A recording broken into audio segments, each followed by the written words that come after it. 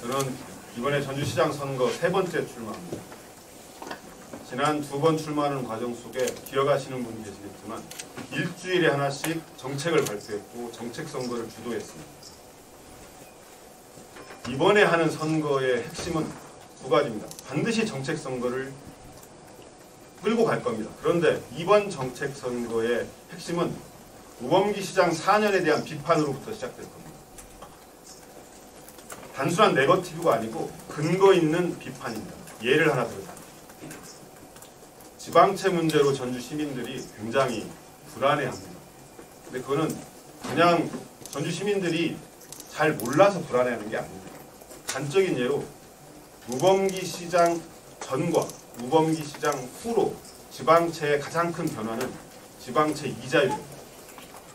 저는 제가 시의원을 16년을 했습니다. 시의원 16년 하는 동안에 3.78%라고 하는 그 금리로 지방채를 얻는 경우를 한 번도 보지 못했어요.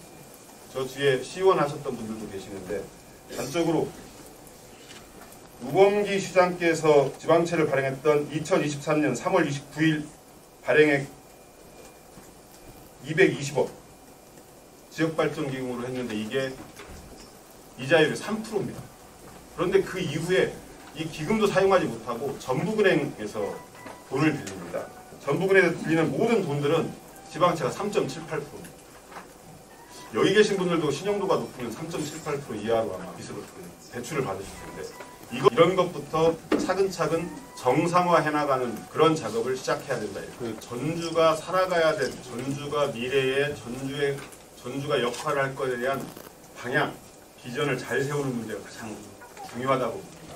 그것은 아까도 말씀드렸던 것처럼 13개 시군을 품는 플랫폼 도시로서의 역할, 이거를 단순히 어떤 산업분야 하나 이게 아니고 각종의 산업부터 사람까지 품는 도시 전주가 되어야 되고, 그리고 2번째는 경쟁 대상을, 전주의 경제 활동에 있어서의 경쟁 대상을 광주나 대전이나 이런 곳으로 삼아서는 답이 나오지 않습니다. 이미 청주청원도 자신들의 독자적 영역을 발굴해서 다른 방향으로 나가기 시작했습니다. 전주가 살아갈 가장 우선적으로 해야 될 일은 뭐냐면 아시아 전체에서 전주의 포지셔닝을 어떻게 할 것인가를 놓고 아시아에서 문화산업이 가장 강한 5대 도시, 아시아에서 문화 콘텐츠 산업이 가장 강한 문화도시라고 하는 그거를 통해서 아시아에서 전주의 위치를 어떻게 규정지을 것인가 라고 하는 것을 놓고 산업과 문화관광과 역사문화 이런 모든 것들을 그 방향을 놓고 재설계해야 된다 이렇게 생각합니다. 그냥 우리 나중에 발표하긴 할 텐데 한 가지만 그냥 사례로 말씀드리면 우리 아태문화재단 전주에 있는 것 잊어버리신 분들 많죠. 그런데 이 아태문화재단이 하려고 했던 일이 있습니다. 아시아 전체의 기록물을 디지털화하는 작업을 하려고 했고 그걸 근데 하지 못했습니다. 전주가 만약에 아시아 전체의 기록문화, 무형문화들을 그거를 디지털화하는 그걸 디지털화해서 기록하는 근거지를 전주로 삼는다고 하면 아시아 전체의 주목을 받게 되고 아시아 사람들이 그 문화적 자산을 가지고 전주에 올 수밖에 없는 구조가 될 겁니다. 그런 데서부터 하나하나 차근차근 출발을 해야 된다고 생각하고요. 그 다음에 채무변제 보관에 대해서 말씀을 드렸는데 과거의 문법으로 보면 1년에 결산이 끝나고 나면 순세계임금이 얼마가 남고 통상적으로 전주시는 순세계임금이 300억에서 500억 똑같은 예산을 놓고 윤석열은 안 된다고 했고 똑같은 예산 규모를 놓고 이재명 대통령은 실행했습니다. 이거는 어떻게 관점을 가지느냐, 무엇이 중요하다고 바라보냐의 문제라고 봅니다. 전주시가 안 되는 이유를 저는 찾지 못합니다. 지방채를 얻어서 지방채가 6천억이 되는 동안에 기본경제의 요소들은 주거, 식량, 의료, 교육, 돌봄, 에너지 전반에 거쳐서 어떻게 이 시민들의 그러니까 최저생계비 수준이 아니고 평균적 삶을 보장할까의 문제로 바랍니다. 그렇게 하기 위해서 개발이익 시민배당이라고 하는 것을 적극적으로 도입해야 된다고 드리는 말씀인데 그리고 그 당시에 우 시장께서 끊임없이 말씀하셨던, 그 당시에 우범기 후보께서 끊임없이 말씀하셨던 개발해야 된다고 하는 건 저는 틀린 얘기가 아니라고, 그게 맞는 얘기였습니다. 맞았기 때문에 시장에 당선된 거죠. 그 선거라고 하는 건 늘 그 시대의 시대 정신을 반영하고 있는 거예요. 맞는 겁니다. 다만 개발의 방향입니다.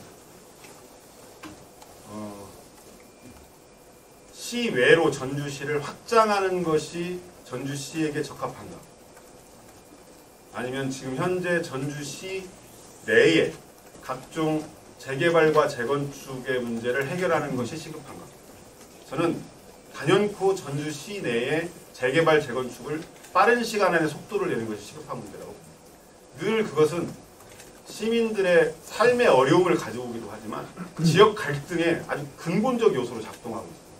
이 갈등을, 우리 시민 사이의 갈등 관계를 극복하기 위해서, 그리고 지금 전주시의 도시 디자인을 위해서 빨리 그걸 해야 된다고 봅니다.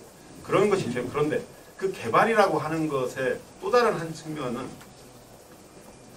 예를 들면 전주 도심에 케이블카 대신에 드론 택시가 날아다니는 건 개발이 아닙니까?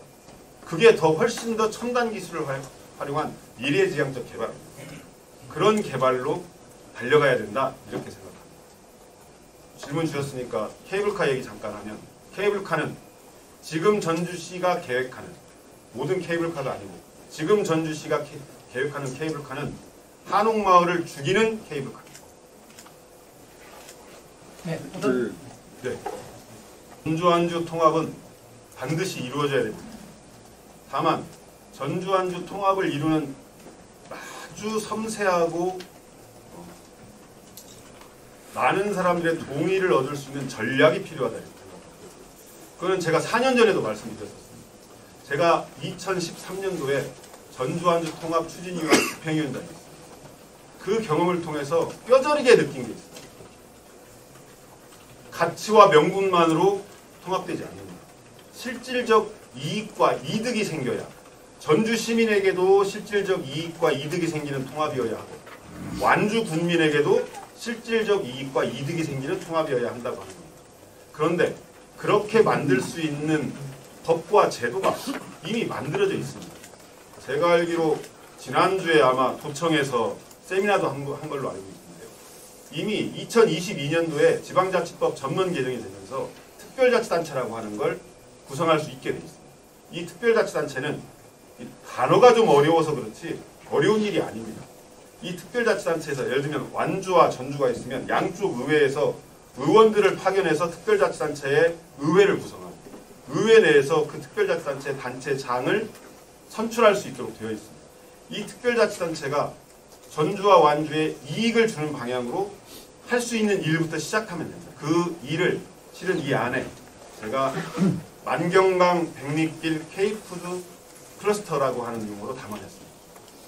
고산에서부터 시작해서 군산 새창이다리까지 여기에 이어지는 만경강 줄기는 대한민국에서 가장 어찌 보면 빛날 수 있는 우리들의 가장 소중한 자산입니다.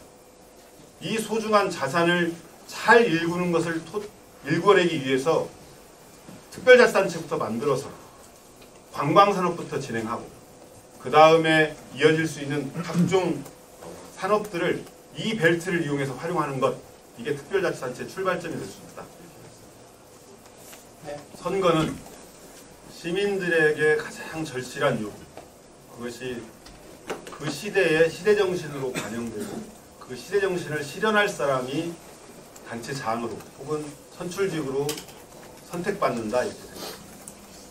저는 이번 선거의 가장 중요한 시대정신 중에 하나는 전주를 얼마나 잘 아느냐의 문제라고 생각합니다. 전주를 안다고 하는 것이 제가 선언문에도 말씀드렸지만 단순히 지도를 외우는 게 아닙니다. 그거는 전주뿐만 아니라 전국의 모든 도시에서 그런 시대정신들이 발현될 거라고 보는데, 그건 이재명 대통령 때문에 그렇습니다. 이재명 대통령이 주장하고 주창하는 그 모든 것의 핵심은, 요즘 그런 얘기 많이 쓰잖아요.